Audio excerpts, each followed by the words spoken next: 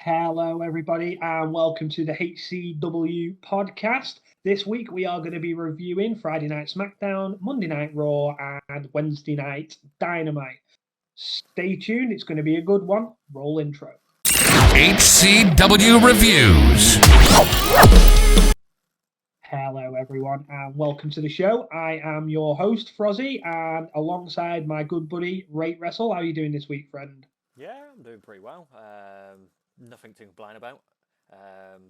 Just looking forward to reviewing and get more exclusive content out. Yeah, that's the idea, isn't it? That's why we keep doing it. And we're, like we said, we're enjoying what we're doing at the moment. We appreciate all the support as always. So like, subscribe, follow, anything you can do to help us get them views. Comment if there's anything you don't like. We're open to criticism. Just don't be too harsh. No, we're only joking. Any criticism's good criticism for us. That's the reason we got rid of DP off the podcast. You know, we yeah, had the criticism. DP's in the bin, so things have been going well since then. But no, it looks like a pretty decent week of wrestling with questionable attires and returns aplenty. So let's get cracking and start off with Friday Night Smackdown. Take it away, Ray. Wonderful. So Friday Night Smackdown kicked off with a bit of a bang. With so it was the New Day, the longest reigning ever tag team champions prior to this show, versus the Usos, who were like 2 days off. If they beat the New Day, they were going to be the longest running tag team champs. So it was a bit of a good storyline behind it. I rated the match 3 3/4. It was a very, very good match. Like the New Day and Usos always put on great matches. And it ended with the Usos winning, and then now they are officially the longest ever reigning tag team champions. So longest reigning tag team champions, longest reigning modern day title run by Reigns. So Bloodline is forever.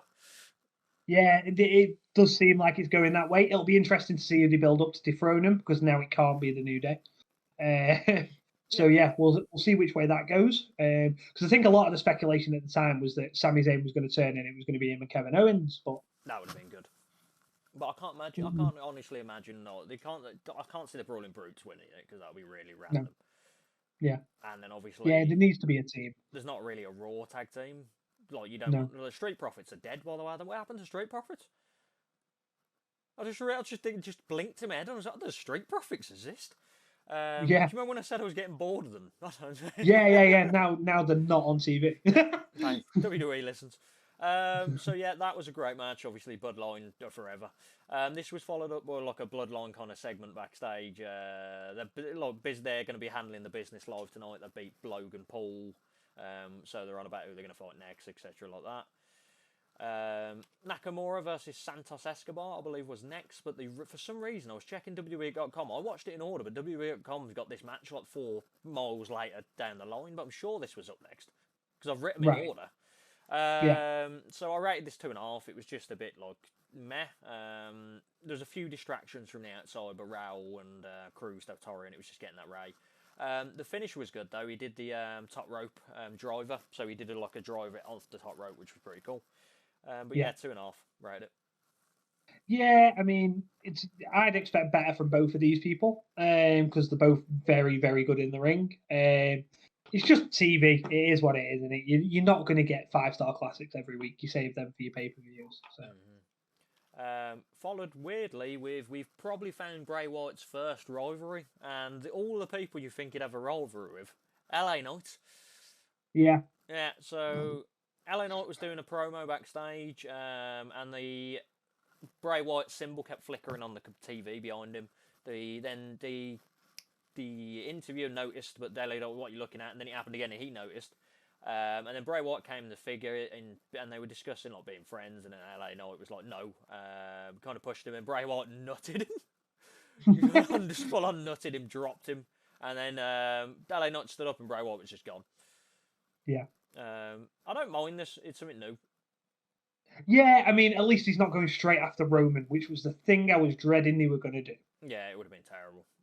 Yeah, because he wouldn't have won. That's the problem. Yeah. This was followed up by a pretty not a great 6-pack challenge, I'm going to be honest. So it's Sonya, Liv, Shotzi, Raquel, Xia Li, and someone else, Lacey Evans, that was in this match. I rated 2.25 stars. It was pretty much your typical one move, one out move, and then people rolling it and finishes. There was a good table bump spot with Sonya and Liv. And Lacey got pinned by Shotzi. It is what it is. Yeah, so the winner goes on to face Ronda, don't they? Yeah. So I don't know when that's going to be. I don't know. That's can't It's be gonna, a series, is it? It's it's going to be on pay-per-view. I'm sure. I'm sure it's on pay-per-view. I'm sure it's not on a SmackDown. Yeah, we'll discuss something about Shotzi, what she said later on, because I'm confused by it. But we'll go after. Yeah, it's fine. The match was a bit. Emma, Shotzi, and Shane. Emma and Shotzi were backstage right after this. Emma was just basically congratulating Shotzi. Shayna appears. She's talking trash about, obviously, because they're best friends with Ronda now. Talking trash about Shotzi. Then Shotzi says that Ronda has never been in the ring with her. I'm sure Ronda beat the crap out of Shotzi once in a match. It didn't last very long at all. Because I remember us reviewing it and saying that Ronda actually made Shotzi look all right for the offense that she got. Yeah. I'm sure it was Shotzi. Yeah, I'm looking at Cage Match now as we speak. Yeah, so Ronda Rousey defeated... No, that's a Saturday night main event, sorry. Yeah, Ronda Rousey beat Shotzi in 7 minutes in June. Yeah. And she also beat her in... Yeah, she beat her in short. She beat her in the Beat the Clock challenge as well. Yeah. So she's fought her twice. Yeah. So I don't know if the pre-Vince McMahon era doesn't exist or something. That's what we're going with. Well, or either that or she's mispronounced. I'm hoping so, because that was stupid. Yeah. But then, so Shotzi said all this, and then Shayna went, well, tell Ronda yourself. Ronda was standing behind, and then Shayna just choked the crap out of her.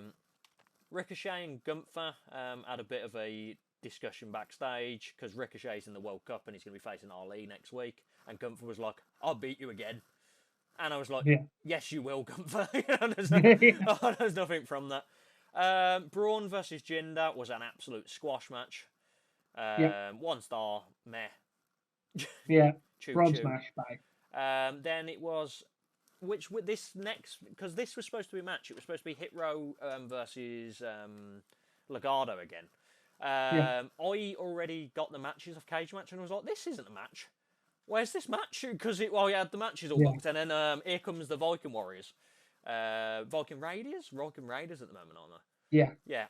So the Viking Raiders come down, and they've got a woman with them. We'll probably have to go into depth of the weirdness of this. So basically, they absolutely destroy Hit Row. They destroy Legado, Taz and Fazza. They look great though, Viking Raiders. They made them look beasts, which they need to be. Yeah. But the woman, so the returning Sarah Logan. Is dressed in an attire which people are referencing to Max the Impaler, who also wears the same kind of attire. But Sarah Logan also, except for the face paint, used to have dreadlocks and that kind of outfit anyway. Yeah. It's just the face paint that kind of, because Max the Impaler, the big thing about them is the face paint. But I think that's why Sarah Logan's got the black line going down there to kind of differ out a bit. Yeah. It is what it is, because she hasn't stole a gimmick intentionally. Like, they're completely two different people. Max the Impaler's they're mental and like a beast, whereas Sarah Logan's more of going into the Viking side of it. She's just being a brute, basically. And it's fine, and I just wanted to see Sarah Logan on TV. And I'm going to be honest. You've wanted this for weeks. I'm going to spoil this right now. I've still got a signing in TEW. So I need a woman for a scary faction, and this might be it. Makes sense. And I can't be stolen because you've all used their signings already. I know, Goddamn Brock. So this ended with the Bloodline in the ring. I can't even remember what happened. I wrote right here, and dead Mike. Oh yeah, it was flipping. They were speaking, then it was flipping. Ridge Holland came out and did a weird ass promo. I remember talking about this. Yeah, and then I can't remember if it was to you. You were it was just to very, me, very weird. Yeah. It was very weird to hear Ridge Holland cut a promo. And then Sheamus followed, and then Sheamus's mic was dead, and then Roman Reigns went, "How can you beat me? You can't even get a mic to work," which kind of buried Sheamus in my head straight away.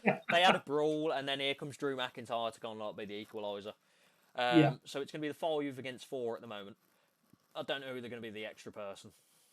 Yeah, I don't know. They're not going to get Karrion Kross, are they? So No, unless Kevin Owens is just injured, isn't he? Yeah, Yeah. he is. I don't know who else it could be. Who else could you pick off the SmackDown roster to join that team? No, unless they just can't. Yeah, I don't know. Unless it's like LA Knight or something. It'd be really random. Mm. But yeah, that was the end of SmackDown. Yeah, not a bad show.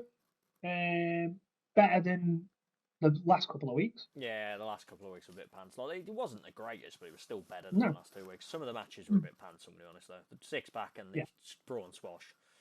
Yeah. But obviously, you had Usos versus New Day. We'll go on for like half an hour, so fair enough. Yeah. But yeah, so Monday Night Raw. Yeah, you stole it. I was just going to say. So. No, you have it now. Oh. No, it's fine. No.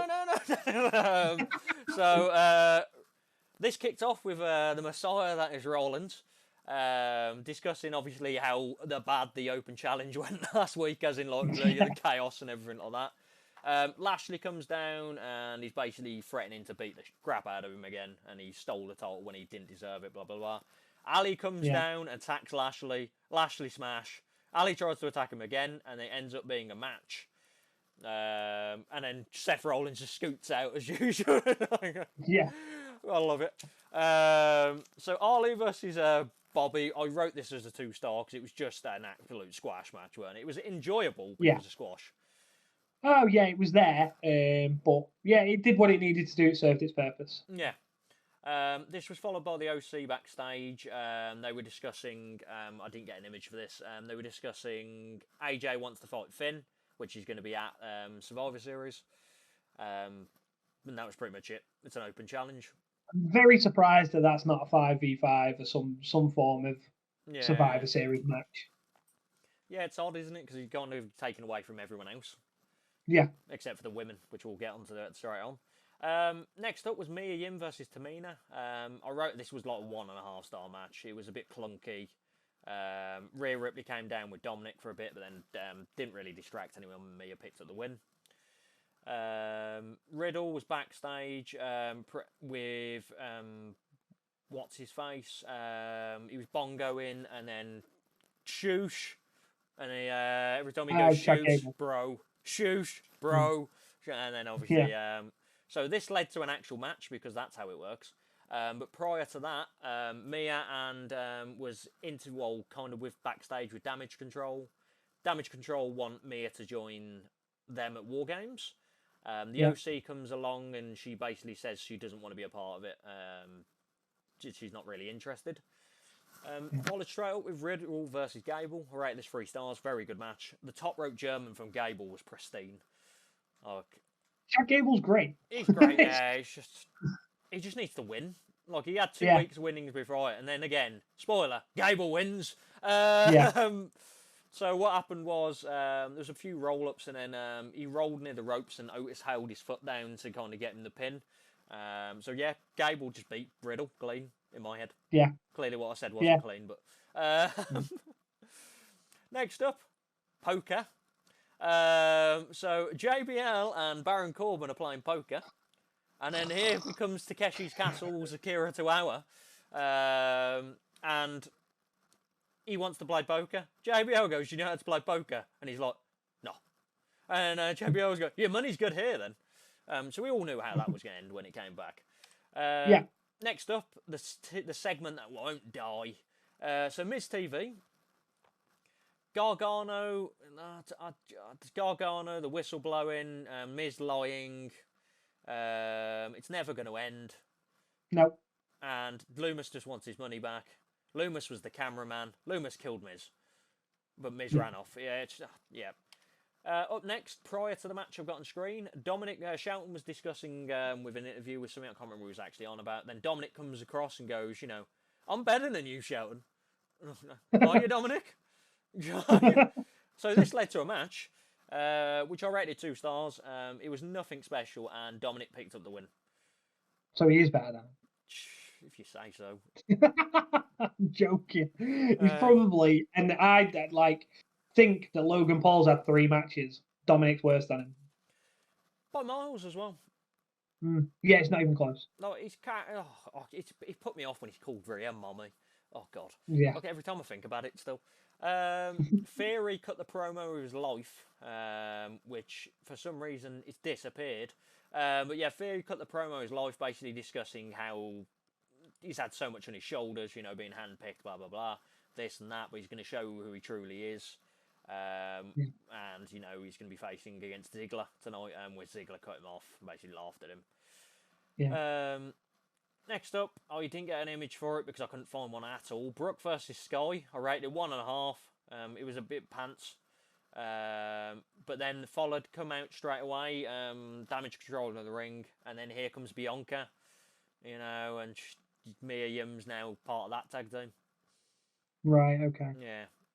Did Bianca have to sell anything, or? No, she just stood there and went, Okay. So yeah, it's going to be them four against Damage Control, and I'm guessing Nikki Cross is classed as Damage Control now. I don't know what's going on with that.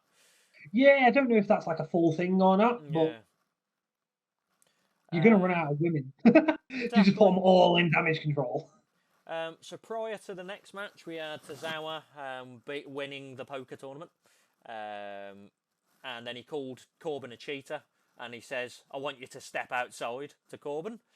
And then JBL did come up with a funny line. He looked at him and went, "You want to challenge him to a duel?" That was a good line. Theory versus Ziggler was up next. I rated this 3.25. It was always going to be a good match.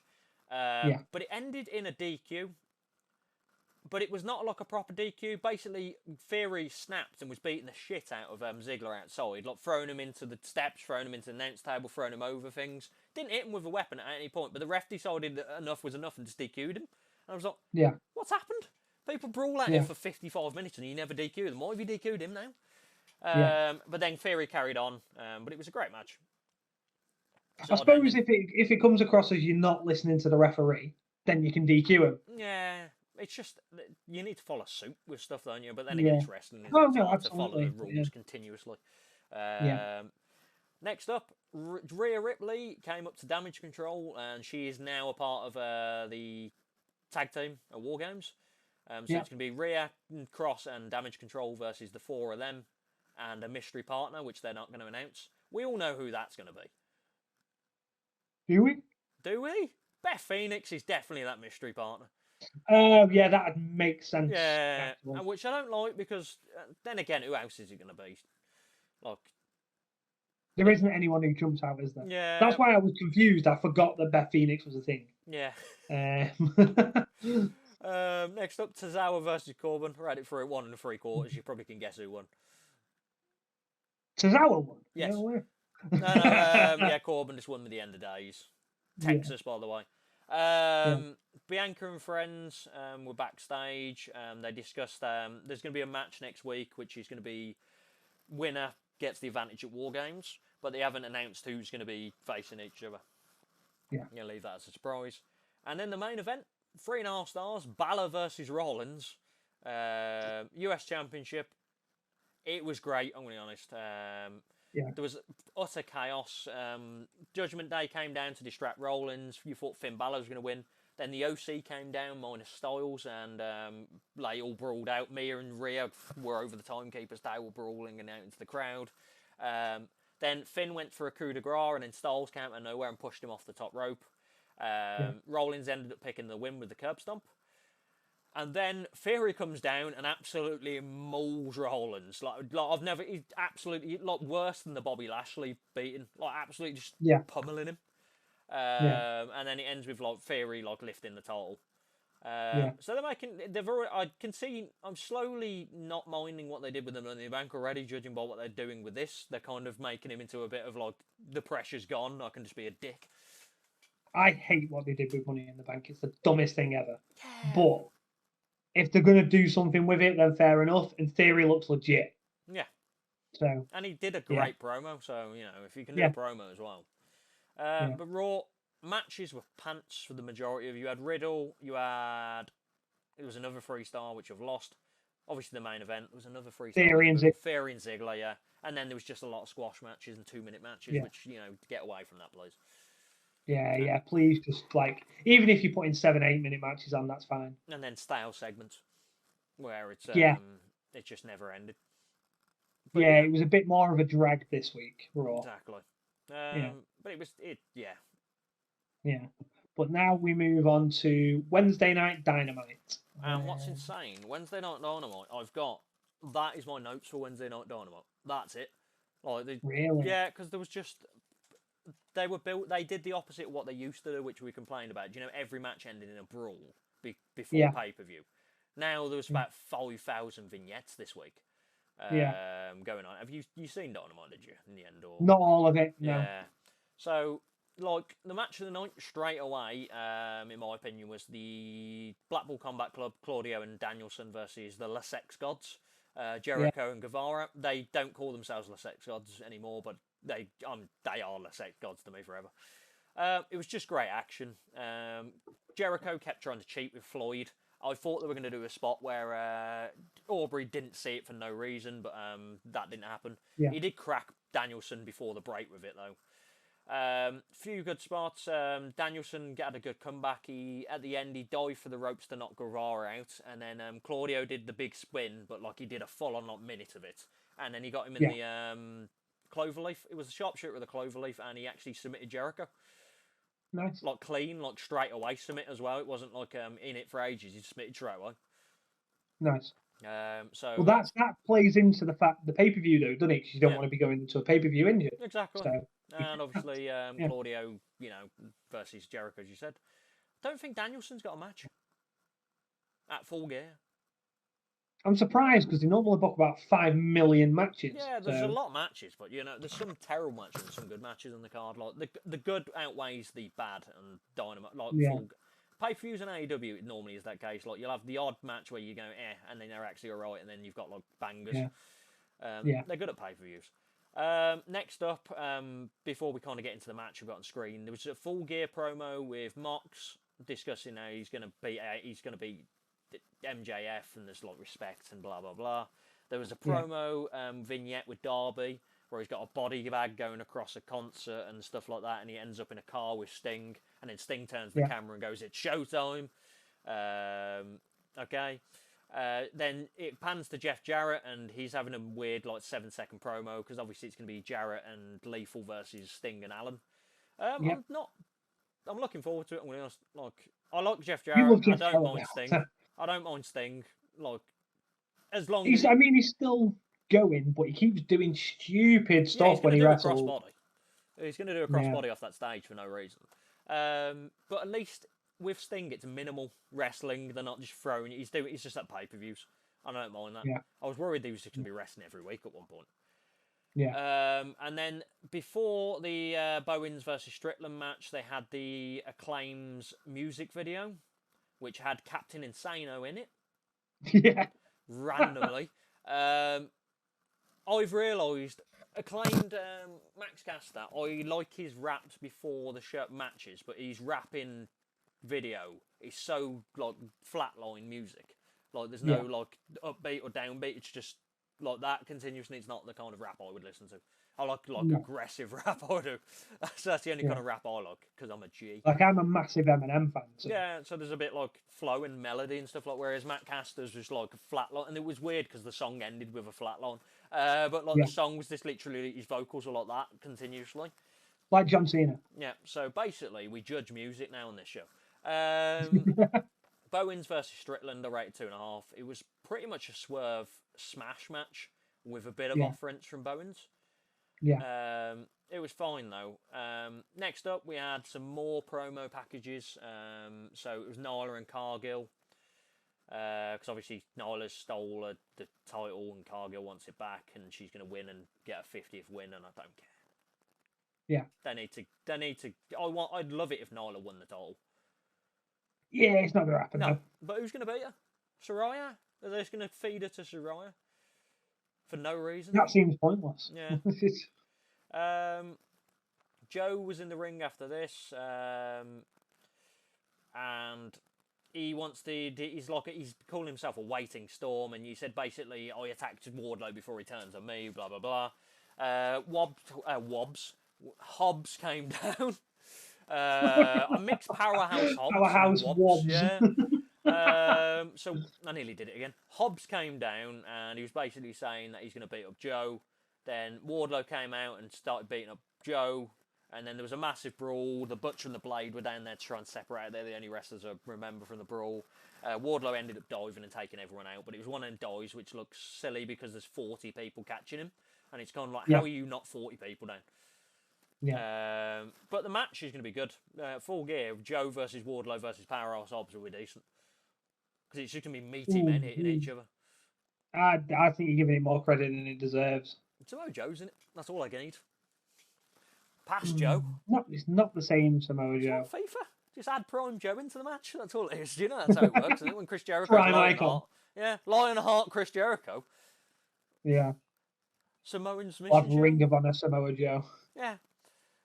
Next up, Britt had a good promo backstage. It was like a Theory-esque promo because Saraya kind of buried her the week prior. This was a great promo. Yeah, so it's just on about it's all about respect. I had the same privileges that you did in wrestling. I wasn't just handling it like you did. I worked this way. I was the face of the COVID era, basically. You never had to. I had to wrestle at Daly's place continuously with no crowds. Whereas Paige has always been in front of massive crowds when it comes to WWE. Obviously, Paige has never really wrestled under no crowds. She might have wrestled 5 or 6 people when she first started out, but Britt Baker's not just starting out, is she? So no. Next up, a decent match. Death Strong versus AR Fox and Top Flight. So Darius Martin's finally back. Keeps getting injured, but he's finally back. They didn't make a show of it this time, though, which I was sad about, because I do like Darius Martin. I rate it 3 stars. Because you can't trust him to not get injured. It was a 3-star match. It was just quite a spot fest. And the Death Triangle ended up picking the win. Prior to we discussing what happened next, they've offered AR Fox a contract. Yeah. I like AR Fox. He's a really good wrestler. What are they going to do with him? How many contracts can you offer? Well, they just keep taking people and taking people. Bandito's got a contract now, and some of them I thought already had contracts, and I found out no, they didn't have contracts now. They got it's insane. But up next, prior to that, Pac goes on the mic, and he's basically discussing obviously the match. Then he discussed that there's one team they need to face. They know where they are. We've been waiting, and then a promo package comes up on the screen. It's just the Death Triangle in when you see a match card kind of the picture. The other side's blank, and then you hear the gears ticking, so obviously full gear. And then appears the Elite. Yeah. So the Elite are going to smash Death Triangle. Yeah, I was going to say they're going to take the trio title back. Win, is it? Yeah, well, they had the titles when they left, didn't they? Yeah, so they're going to get them back as soon as they come back. Are doing well, and it's going to annoy me because Back got ruined by Orange Cassidy. And now she's going to get ruined by Death flipping the Elite. Yeah. That's Top Lock if I've ever seen Top Lock. If Death Triangle win, I'll be so pleased. Yeah. But it's not going to happen unless they get screwed, the Elite. But I can't see who would screw them. They don't do DQs and stuff like that, neither do they? So it's not going to be that sort of... Yeah, it's their Top Lock. The Elite are winning. 100%. Excellent. Starks, he's going to face Archer. Because Archer randomly battered Starks the week prior, if you remember. Yeah, because Lance Archer's a thing again now. Page versus Bandito was up next. I rated 2.5 stars. They're pushing Ego Page to the moon, and I'm iffy on it. Bandito's a great wrestler, but he had a few great matches, and they went, let's feed him to Ethan Page now. Yeah. So, but Ethan Page, he's going to be facing someone for Ethan Page is a good tag team wrestler. I'm going to throw it out there now. Yeah. A single star, he ain't got it, in my mind. Fair enough. Well, we'll see, won't we? But he's going to be the one who gets the shot at the end of this. And I completely forgot. So when I filled in the form, because obviously I was on AEW this week with you. Yeah. When I filled in the form, I originally had Bandito winning, and then I was like, when I reviewed it before I placed it, I was like, no, there's a reason that I need to change that. And I couldn't remember what it was, and I just thought, no, Ethan Page is winning, and I can't remember why. And I changed it and put Ethan Page winning. And now it makes sense. And that's how we I knew there was a reason that was changing it, and I was like, I'm sure they're pushing Ethan Page. They're not going to have Bandito who's just come in beat. Because Yeah. Bandito beat Roosh, didn't he, the week before? Yeah. I picked Ethan Page as well. Well, we won either way, so good times. Yeah. Yeah. Honor Club's back up. Hey. Next up, I don't even know what I wrote here. Cape Full Gear. No idea. Cape Full Gear? No idea. And then there was a promo pack. I think it was another promo package, which I've not wrote down properly, or I can't remember what it is. Then Soraya was basically in a promo with her best friend Renee. They were discussing, and then Renee, and then Soraya went into full promo mode and said, you know, I'm going to see you at Full Gear to Britt Baker. She's going to run through Britt Baker, isn't she? I'm really sad about it. Probably. Yeah. There has to be a spot where Britt Baker does a pole drive or something like that. That'd be a great spot. Yeah, it would. Something I'm looking forward to, and you probably don't give a crap about. Akiyama's going to be in AEW. Young Akiyama. One of the four, well, he's part of the four, where he wasn't the four pillars of Japan, and then he was the next one. Right. Okay. But it's so good. It's Eddie Kingston and Ortiz versus Akiyama and Takashita. Oh. Okay. Oh God, I might watch Rampage. Is that where it is? Yeah. That's how big it is. On the pay-per-view. I thought he was going to be on the buy-in. Oh, yeah, I was going to say they usually put it on the buy-in, but I bet Daniel Bryan will be on the buy-in. Yeah, it's going to be proper brutal, that match as well, because Eddie Kingston, oh God. The main event of the show, Storm versus Anna Jay. Very surprised. Yeah, I don't know what happened. It's not technically the main event, but it also is the last match, so it is the main event. Yeah. I rated 2 stars. Storm just tapped out Anna Jay with a clover leaf. She did a hip tack twice. It is what it is. And then finally, champion gets a win. Mox was down to the ring. He was basically discussing, obviously, the Full Gear match with MJF. How he's going to batter and bruise him. Regal's with him. And then, out of nowhere, the Firm comes down with Stokely and W. Morrissey and Page. And is Moriarty in the Firm? No, he's not. No, I'm thinking of the Factory. Who else in the Firm? Well, the Firm come down. Garden Club in it. The Firm come down, absolutely annihilate Moxley. They're beating up Regal as well, which I was really surprised by. Like, he was backed in the corner, he was trying to beat them off. And then here comes MJF in a tank top.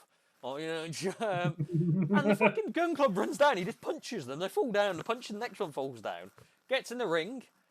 W. Morrissey tries to chokeslam him. He punches him in the balls, which is how you should take out a giant. And then my favourite thing is he thumbed Ethan Page in the eyes, slapped him, and then bunted him in the balls as well. He's so good. And then the crowd was flat as fuck for some reason. And then MJF had to go like that and try and build him up. And he was basically saying, like, my time is now. You can't see me. My time is now. And, you know, Moxley doesn't really do what he was saying prior, that he's not scared of MJF. MJF had one match in like 6 months and he lost it. You know, so it's just overall, like, it's going to be a good match. I'm going to be honest, like, it's going to be a great match. And the thing that scares me is if they don't capitalise on MJF now, it's all for nothing. Yeah, Moxley's going to bleed. It's one of them situations where it has to be now for MJF. We had it the other month with Bailey at Crown Jewel. It had to be then. Any other time, pointless. Yeah, MJF can't lose twice in the title picture. No, he can't. Not to Moxley as well. Especially now he's faced MJF. Yeah. I think he's going to win because Motley's going, isn't he, for a bit? They want to go on holiday, so I think they need another face. And I'm guessing MJF is going to be that face. Well, no, good. But let me think of the... I'll quickly, because it's the preview show before thinking, and we haven't been going that long, to be ever. We've only been rolling for 34 minutes. So I'm going to quickly highlight the AEW card. Yeah. And we'll discuss if we think it's going to be good or bad, or just in the middle of not caring. Thumbs up, thumbs down, thumbs in the middle. Let's have a look. All elite events. So is there a buy-in this year? There is a 0-hour show. So Brian Cage versus question mark. Let's move on. So the card as it stands. So we've got Luchasaurus. That was it. It's Luchasaurus. That was the other thing. I couldn't remember what it was. So it's Luchasaurus versus Jack Perry in a cage match. Yeah. I actually think it'll be all right. Yeah, we good. I just don't care about the story anymore. Yeah, it's the trouble with AEW is their shows, because they don't have a pay-per-view every month. They've got to drag out stories. Yeah. And that's the only trouble. But it'll be a good match. Jack Perry will win. He's got to. Next, well, this obviously isn't the order, but next up is Saraya versus Britt Baker. Yeah, we know what's happening there. Yeah, I think this is going to be a fine. I don't think it's going to be a banger match because. No, it depends what sort of training Saraya's done and how good she looks. Because ring rust is ring rust. And when you've had the injury that she's had and got cleared for, you're going to be a bit skeptical in your first couple of matches. So yeah, I can. That's why I was quite surprised they've run Britt Baker as the first one. Yeah, I would. You know who would have been a great opponent for Saraya Straight? Like, I would have put her against Deeb. Yeah, because Deeb is technical and she's really. I'm not saying Britt Baker's not safe in the ring, but Deeb is like safe as houses in the ring. She's known as safe in Deeb could probably do a pole driver off the top rope and she'll be fine. Yeah. And if she's like Connor Mills, she'll be alive forever. Next up, Jay Lethal and Jeff Jarrett versus Allen and Sting. This will be fine. I can't see it being bad. It won't be bad because you've got Jay Lethal and Darby Allin to carry most of the match. But I'm not a massive Jay Lethal fan. I don't even like Darby Allin that much, but they'll get the job done. It'll be fine. And they've got Jeff Jarrett. Slap nuts. Yeah. I love Jeff Jarrett so much. Next up, Wardlow, Samoa Joe, and Powerhouse Hobbs. Big meaty men slapping each other. This won't be the best big meaty men slapping each other that we've ever seen at all. It won't even be close. But I think the trouble is because Wardlow is so run down as a wrestler at the moment. Like, he has no momentum as a wrestler. Like the people that he's showed it. Samoa Joe's decent, but he's also been bit parts, and then Powerhouse Hobbs, it just turns up. Yeah. So I can see where you're coming from. Cargill versus Rose will be pants. I'm giving you that now. Yeah. Yeah. Just back to the last match. Hobbs is there to take the pin. Yeah. But I'm not bothered about Cargill and Rose. Because Cargill's not losing, and no, she isn't. And the matches just have not got any better. No, we haven't. And we both, if anyone goes back and looks at your review show that we did, the end of year awards, we both said that we thought Cargill would do well this year. Yeah, so what he's on about, I have a Rate Wrestle Awards that we did in May, and I thought Cargill was like a 1 rating on there, but it's because she was having squash matches all the time. So we both decided, Cargill has to get in the top, like, into an actual thing, because she'll have good matches now, and, Yeah. The Acclaimed versus Swerve in Our Glory, that will be good. Because they've had a few good matches, and that'll just be the same. Yeah. Just another same. The Elite versus Death Triangle will be a spot fest, but it'll be a good spot fest.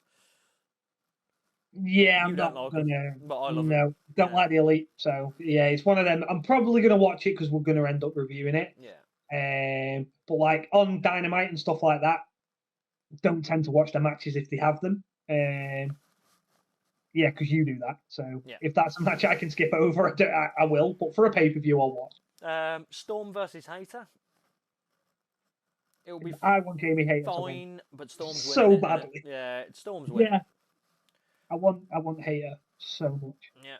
And then I talk crap, by the way, because for the Ring of Honor Championship, there's a fatal 4-way, which is Chris Jericho versus Claudio Cascanoli versus Sammy Guevara versus Bryan Danielson. Yeah, of course it is. Yeah. I've actually seen this match advertised as well, but for some reason I thought they were putting it on like Rampage or something.